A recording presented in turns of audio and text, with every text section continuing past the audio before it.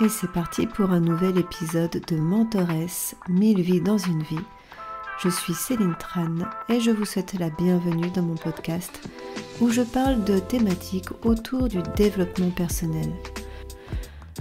Alors, c'est très vaste. Dans la première saison, j'ai fait le choix de me présenter et dans cette nouvelle saison, je fais le choix de vous parler d'une thématique qui me tient à cœur puisqu'elle m'a touchée à titre personnel et aussi parce qu'il m'arrive de l'aborder dans le cadre de mes séances en tant que coach et praticienne en hypnose. Ce thème, c'est celui des relations d'emprise et des relations abusives.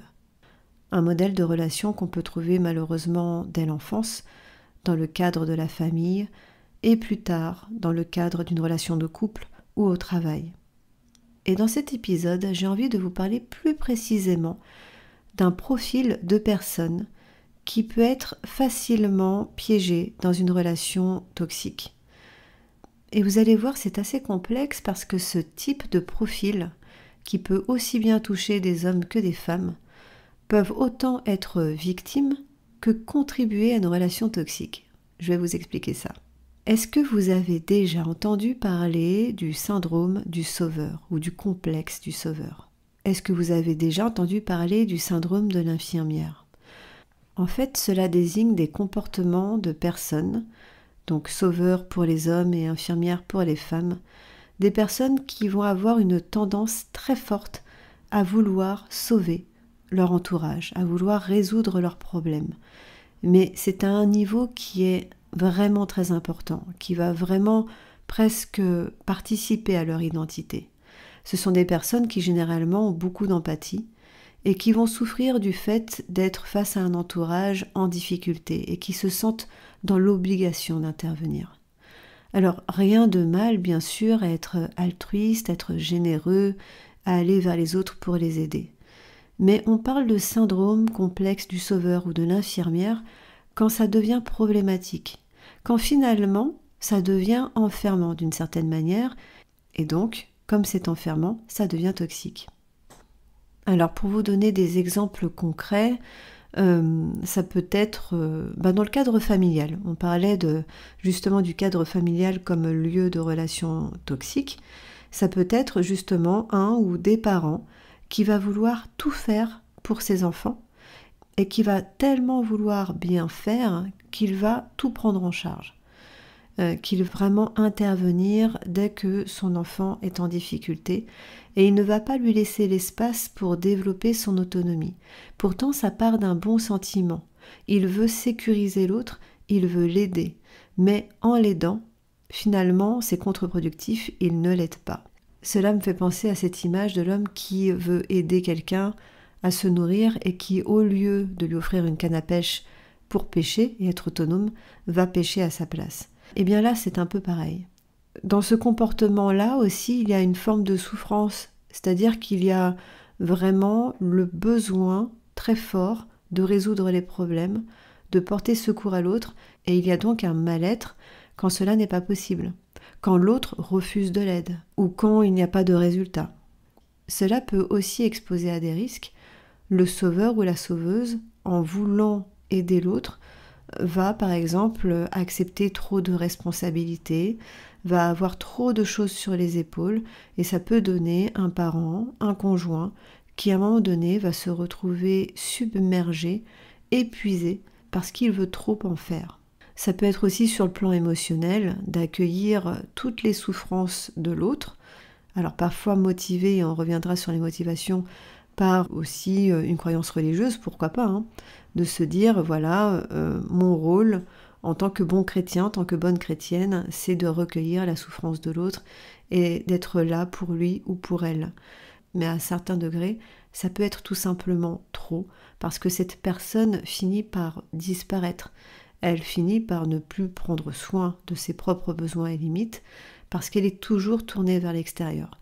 Et ça peut aussi l'exposer financièrement.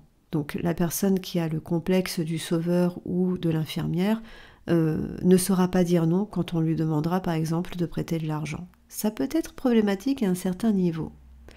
Et ça peut vraiment être problématique sur les relations. Pourquoi ? Parce que, comme vous le devinez, ça crée un déséquilibre. Il y a forcément un moment donné où la personne qui est dans le besoin, qui a besoin d'être aidée, va se retrouver dans une forme de dépendance. Finalement, elle va avoir de bonnes raisons de rester passive, puisqu'elle sera toujours assistée par l'autre. Donc dans le cadre d'une éducation parent-enfant, ça fait des enfants qui grandissent sans avoir la possibilité de prendre des responsabilités, parce qu'ils savent qu'il y a toujours un filet de sécurité, et puis ça peut les mener finalement à devenir des adultes capricieux, irresponsables ou peureux.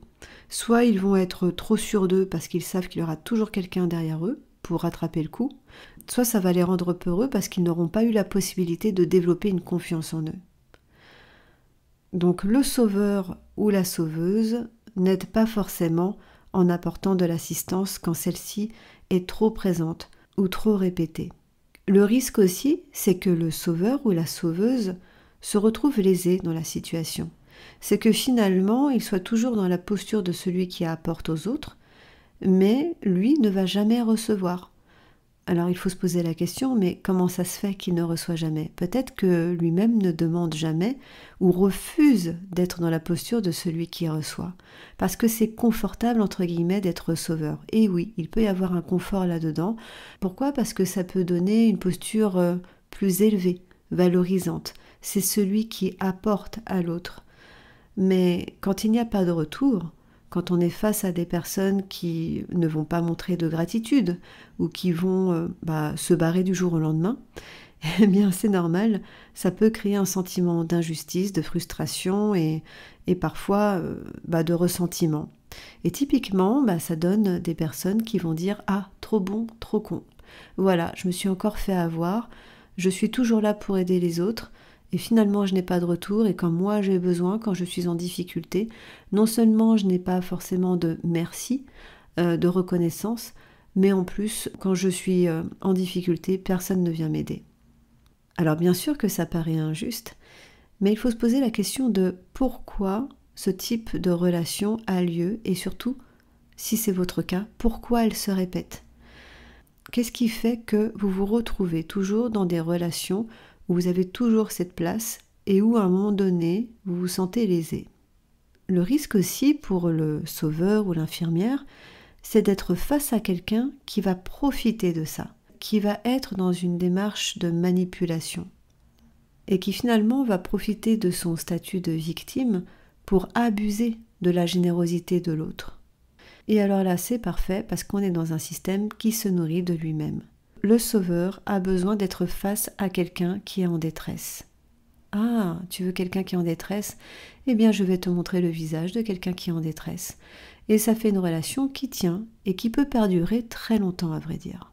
C'est ce qui fait que certaines personnes, même dans le cadre de relations de couple, peuvent se retrouver totalement abusées, totalement arnaquées financièrement, émotionnellement, physiquement, parce qu'elles restent enfermées dans ce schéma. Si vous avez écouté l'épisode précédent, je parlais des personnes qui peuvent générer une relation toxique sans le vouloir. Par exemple, une personne qui souffre d'un handicap, qui souffre d'un trauma, qui a eu un passé très lourd. Et ça peut déborder sur la relation. Et dans ce cas-là, il est important de se faire accompagner. Là où ça peut devenir pervers, c'est quand cette personne va jouer de ça pour avoir de l'emprise sur l'autre. Elle va se victimiser. Et en fait, elle n'a pas intérêt à aller mieux ou à montrer qu'elle va mieux. Elle va se servir de sa souffrance, de son passé, de sa différence comme levier pour faire en sorte que l'autre continue d'obéir et d'être à son service. Et ça, c'est très très très vicieux. C'est pour ça que si vous êtes avec quelqu'un qui souffre par exemple d'un passé traumatique, bien sûr que c'est important de lui apporter du soutien, de l'amour, de la présence. Mais souvenez-vous que c'est aussi sa responsabilité à cette personne de se prendre en charge, de se faire accompagner pour dépasser ça.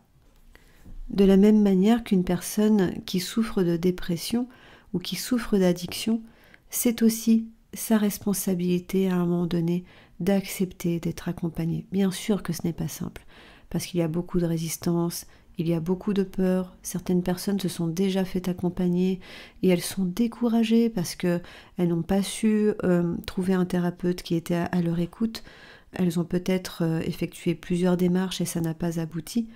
Donc ce n'est pas simple, on est d'accord. Mais si vous êtes face à quelqu'un en revanche qui dit non, non, mais en fait moi j'ai pas de problème, c'est toi qui as un problème, moi je n'ai rien à résoudre, alerte. C'est peut-être le signe que vous êtes avec quelqu'un, en tout cas qui ne veut pas s'impliquer dans la relation, qui n'a pas envie que ça évolue. Donc ça, c'est déjà une réponse en soi.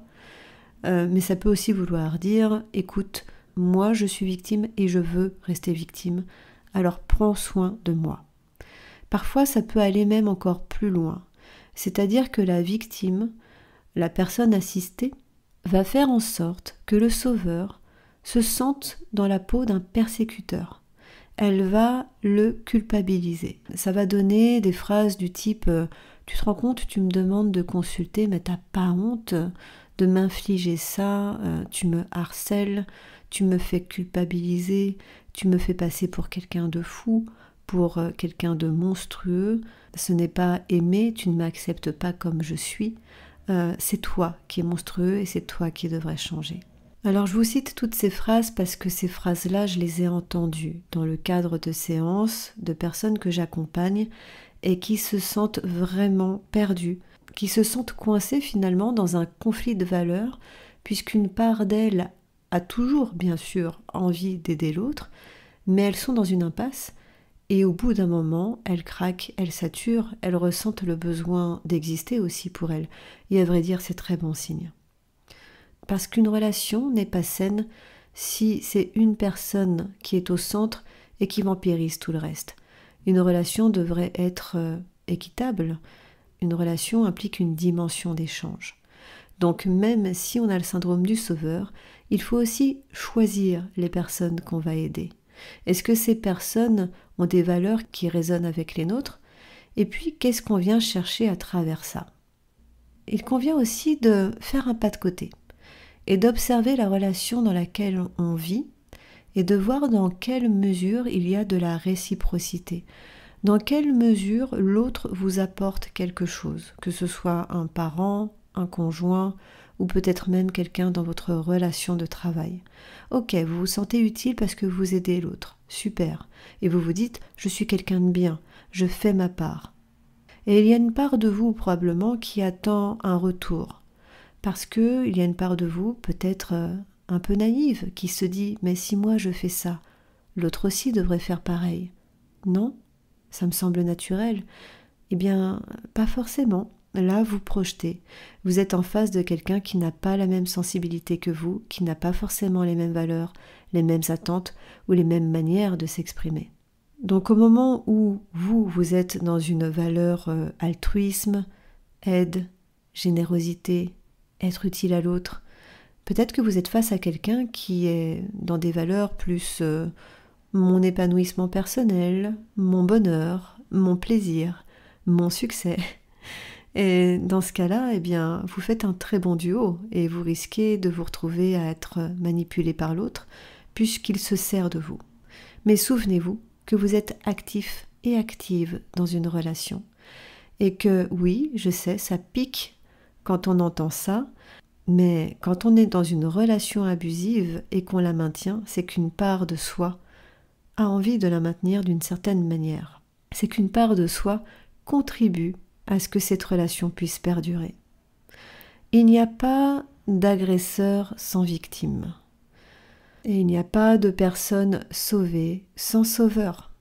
Ce qui signifie que les sauveurs et les infirmières peuvent contribuer à maintenir la toxicité dans une relation. Aussi, peut-être, parce qu'ils auraient trop à perdre. Si vous vous retrouvez dans ce profil du sauveur ou de l'infirmière, posez-vous la question, qu'est-ce que vous ressentez quand vous êtes face à une personne qui vous dit « Non mais ça va, j'ai plus besoin de toi. Ça va aller, non c'est bon, merci. » En fait, les sauveurs et les infirmières sont eux aussi dans une forme de dépendance finalement. Il y a une codépendance. Et dans la codépendance, eh bien, le risque, c'est de s'y perdre, c'est de disparaître. Le risque, il va des deux côtés, hein. Il existe du côté du sauveur, puisqu'au bout d'un moment, il finit par s'oublier lui-même, et parfois même le revendique. Et finalement, il peut y avoir beaucoup d'ego et de narcissisme chez quelqu'un qui a le syndrome du sauveur. Comme quelqu'un qui est généreux, je sais, ça peut paraître paradoxal, mais ça parle de l'attente d'un retour, de l'image qu'on donne à l'autre. C'est de se dire, je suis quelqu'un de bien, j'existe, je suis utile, j'ai ma place. En fait, le sauveur peut même en arriver à un degré où symboliquement, il prend la place d'un martyr. Je me sacrifie pour les autres. C'est une posture qu'on peut souvent observer chez les parents. Ça peut être une maman, un papa, qui va tirer une forme de fierté à dire « moi ce qui compte, c'est ma famille, mes enfants, je fais tout pour eux, mais à un degré où vraiment je me sacrifie ». Et c'est là où ça peut devenir problématique. C'est quand on en arrive à un degré de sacrifice qui fait qu'il y a souffrance, qu'il y a une abnégation qui crée un déséquilibre. Il y a des personnes qui vont se dire très heureuses là-dedans, bien sûr.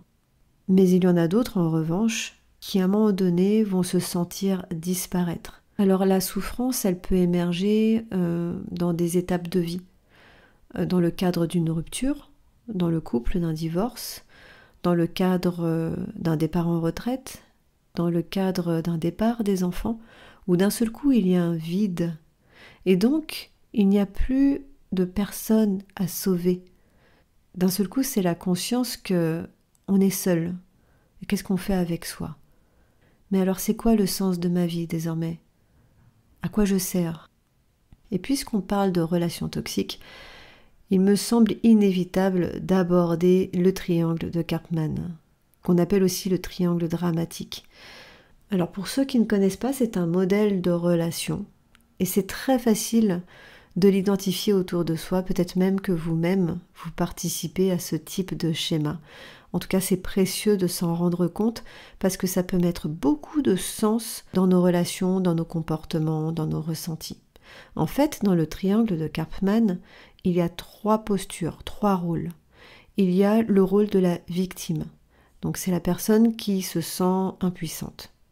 Il y a bien sûr le rôle du sauveur, ou de l'infirmière ici, qui est donc celle qui va porter secours à la victime, qui va vouloir résoudre ses problèmes. Mais il y a aussi le rôle du persécuteur, le bourreau, celui qui va critiquer ou blâmer. Bien sûr, ces rôles sont souvent inconscients, mais ce qui est intéressant, c'est qu'ils sont interchangeables, ça peut bouger. Mais dans tous les cas, ça crée un cycle de dépendance et de manipulation, et qui va complètement brouiller les modes de communication. Donc c'est ce que je vous disais tout à l'heure, la victime manipulatrice va faire en sorte que le sauveur prenne la place du persécuteur. Et elle va lui dire « t'as pas honte, regarde comment tu me traites, mais en fait tu me forces à faire ça, mais en fait j'ai pas envie ». Alors me vient un exemple concret, ça peut donner une personne qui est financièrement prise en charge par son conjoint et qui a beaucoup de confort par rapport à ça, mais qui au même moment va lui dire « mais regarde, t'es tout le temps en train de travailler et du coup tu me maltraites ». Alors bien sûr, vous vous imaginez bien qu'il y a plein de paradoxes dans ce type de comportement. La victime manipulatrice va jouer sur plusieurs tableaux, créer de la confusion et faire en sorte que le sauveur soit complètement largué, mais qu'il continue à maintenir la relation. Pourquoi? Parce qu'il va se sentir coupable. Toujours dans le triangle de Karpman, le sauveur peut aussi devenir persécuteur. Et oui, même s'il part avec de bons sentiments, qu'il a de l'empathie, qu'il veut aider, s'il a besoin de réparer une faille narcissique et qu'il a beaucoup d'attentes, eh bien il peut se retrouver à en vouloir à la victime, si par exemple elle ne change pas ou qu'elle ne lui donne pas de reconnaissance. Exemple concret, ça peut donner un parent, imaginons un père de famille, qui dépense beaucoup d'argent pour que son fils devienne champion de tennis. Et alors il va investir beaucoup de temps et d'argent pour que son fils puisse s'entraîner, accéder aux meilleurs cours, avoir des cours particuliers, faire des matchs, être présent. Donc il va tout faire pour aider son fils à réaliser un rêve, qui n'est peut-être d'ailleurs même pas le sien, à vrai dire, mais il va se plier en quatre pour son fils et ensuite en vouloir à son fils de ne pas être reconnaissant ou de ne pas réussir. Alors là, je vous parle toujours de situations extrêmes, hein, mais ça montre bien qu'à un certain degré, le syndrome du sauveur, se positionner en sauveur par rapport à quelqu'un, ça peut même se transformer en forme de maltraitance.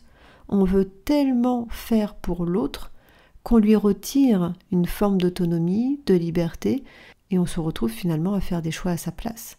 Donc, c'est une forme de violence. Au cœur de ça, les mots-clés, c'est consentement, liberté, autonomie, responsabilité, équité. Et on se rend bien compte, dans ce que je vous ai exposé, que ces notions-là ne sont pas respectées. On est, au contraire, dans de la dépendance. Alors, pourquoi ? Pourquoi on se retrouve à avoir le syndrome du sauveur ou de l'infirmière ? Alors bien sûr, ce sont des personnes qui ont beaucoup d'empathie. J'ai parlé des risques de dérive vers des relations toxiques, mais les sauveurs, les infirmières pensent bien faire au départ. Ce sont des personnes qui ont vraiment envie d'aider, mais le truc c'est qu'il y a quelque chose qui fait que c'est trop. C'est un besoin. Il y a bien souvent un besoin de reconnaissance derrière ça, un besoin d'être valorisé, d'exister, d'être utile, de trouver sa place. Le besoin aussi, paradoxalement, en se mettant au service de l'autre, presque en se sacrifiant parfois, eh bien le besoin d'être supérieur, dans le sens avoir une place importante. Parce que le sauveur, c'est quelqu'un qu'on regarde en regardant les yeux vers le ciel. C'est quelqu'un qui peut susciter normalement de la reconnaissance, comme je le disais, mais aussi de la gratitude, de l'admiration. Et donc, ça revalorise son image de soi. Derrière ça, souvent, il y a de l'insécurité. Pas toujours, hein, parce que pour certaines personnes, c'est une histoire de valeur, de croyance. Par exemple, moi j'ai accueilli en séance des hommes qui me disaient avec beaucoup de certitude, je considère qu'en tant qu'homme, en tant qu'époux, en tant que père de famille, je considère que c'est à moi d'aider, de porter secours. Il y a vraiment cette image de l'homme chevalier, et dans ces cas-là, il n'y a pas d'espace pour le doute. Sauver est une fonction, c'est une devise. Et ils ne vont pas se poser la question de changer ce schéma-là, parce que c'est bien souvent un modèle qu'ils ont reçu de leur éducation, et ça leur va. Rien de mal à ça, encore une fois. Mais ce qui fait que ces personnes-là vont consulter en séance, c'est qu'à un moment donné, comme tout être humain, elles vont peut-être se sentir vulnérables, épuisées, isolées. D'ailleurs, on parle de la solitude du dirigeant, voilà, de la personne qui porte tout sur ses épaules. Et à un moment donné, eh bien, c'est légitime. Il y a le besoin aussi de pouvoir se reposer sur quelqu'un d'autre, de pouvoir sentir qu'on peut compter sur quelqu'un, qu'on a le droit aussi d'être vulnérable. Et donc, c'est dans ces cas-là que ces personnes vont consulter. Et aussi, elles peuvent se retrouver piégées parce que, eh bien, elles ont tellement habitué leur entourage à être celles qui prodiguent, qu'elles attirent à elles aussi des personnes qui peuvent profiter, qui peuvent justement ne pas chercher à évoluer. Et puis elles peuvent aussi attirer à elles des personnes qui veulent tirer profit de leur richesse, de leur notoriété, de leurs compétences. Vous savez, j'accompagne beaucoup de chefs d'entreprise et beaucoup se retrouvent avec autour d'eux, ce qu'on appelle des michetonneuses, des femmes qui vont être très intéressées et qui vont profiter de ce syndrome du sauveur. Donc elles vont se présenter comme des victimes. Et alors là, ça fonctionne très très bien, hein, parce que c'est l'image de la princesse éplorée qui est en difficulté et qui va activer chez le sauveur son côté chevaleresque. Et dans ce cas-là, c'est très valorisant pour l'homme de venir sauver la princesse en difficulté. Sauf que la princesse n'est pas toujours une princesse, c'est parfois une sorcière. Et ça fonctionne aussi dans l'autre sens. Une femme qui va être touchée par quelqu'un qui est en difficulté aussi, qui a souffert, qui souffre peut-être d'addiction par exemple, ou de dépression, et qui du coup va se sentir d'autant plus utile qu'elle sera face à quelqu'un dans ce profil-là. Mais ça peut l'exposer à une relation toxique. Et typiquement, dans ces cas de figure que je viens d'énoncer, que ce soit pour les hommes comme pour les femmes, cela expose aussi à attirer des pervers narcissiques, pervers et perverses narcissiques, puisque ça existe chez les hommes comme chez les femmes. Au-delà des valeurs et du modèle éducatif, ce qui peut contribuer à avoir le complexe du sauveur, le syndrome de l'infirmière, c'est de vouloir compenser. C'est une estime de soi qui est fragile. Et alors ça peut remonter à des événements passés. Et donc il y a le besoin de compenser. Parfois même, il y a une culpabilité. Alors ça peut être variable, hein. Ça peut être peut-être la culpabilité d'avoir tout eu, de se dire moi j'ai jamais manqué de rien, tout a toujours été simple pour moi, donc c'est la moindre des choses que j'aide mon entourage. Et donc il y a le besoin quelque part de se laver de quelque chose. Parfois il y a une culpabilité qui remonte à des événements qui sont traumatiques, et alors là c'est compliqué, parce que finalement être un sauveur ou une infirmière pour l'autre va être une manière de se punir.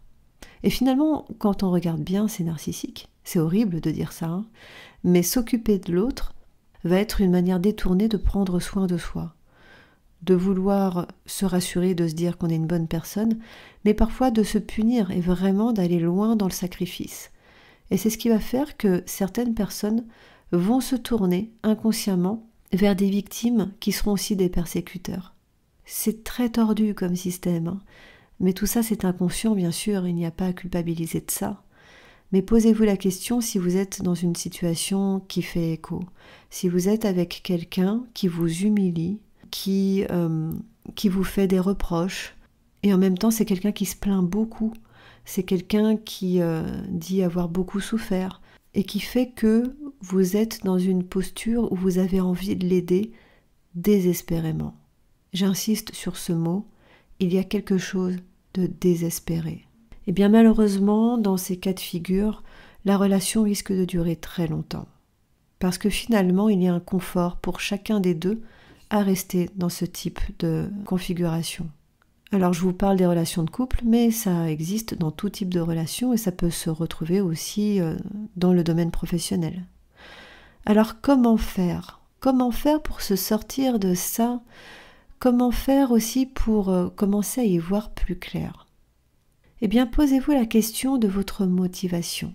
Si vous êtes dans cette posture de sauveur, d'infirmière, que vous constatez que vous êtes toujours dans la posture de la personne qui veut aider, et que ça devient problématique, que vous vous sentez enfermé là-dedans, posez-vous la question, en fait, qu'est-ce que je recherche à travers ça ? Qui je veux vraiment aider quand j'ai ce comportement-là ? C'est quoi le bénéfice derrière ça ? Qu'est-ce que je recherche à travers ça ? Et qu'est-ce que ça dit de moi quand je ne suis pas en mesure d'aider quelqu'un ? Quand quelqu'un refuse mon aide ou me dit qu'il n'a plus besoin de moi ?